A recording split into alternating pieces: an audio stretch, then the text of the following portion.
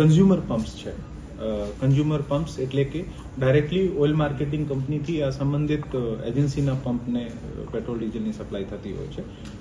Consumer pump દ્વારા આને પૂરતો પુરવઠો આપવામાં આવી રહ્યો છે.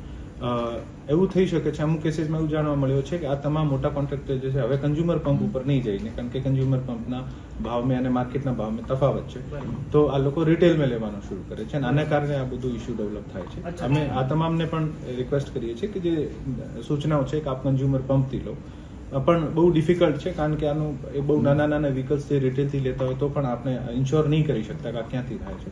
પણ મોર ઓર લેસ બાય એન્ડ લાર્જ વચ્ચે આપ 3-4 દિવસ પહેલા આ બધાને ખબર હશે કે કેવી સિચ્યુએશન, એવા મેસેજ પાસ ઓન થયા હતા કે ભાઈ અત્યારે લાઈન લાગશે, ખૂટી ગયો છે, ડ્રાય થઈ ગયા છે. હવે આપ જોવો છો ફરીથી સ્થિતિ એકદમ સામાન્ય છે. પુરવઠો આપણને સતત મળી રહ્યો છે. OMC સાથે સતત સંપર્કમાં છે અને જ્યાં પણ કેસીસ આવે છે અને કેસ ટુ કેસ બેસિસમાં આપણે રિઝોલ્વ કરીએ છીએ.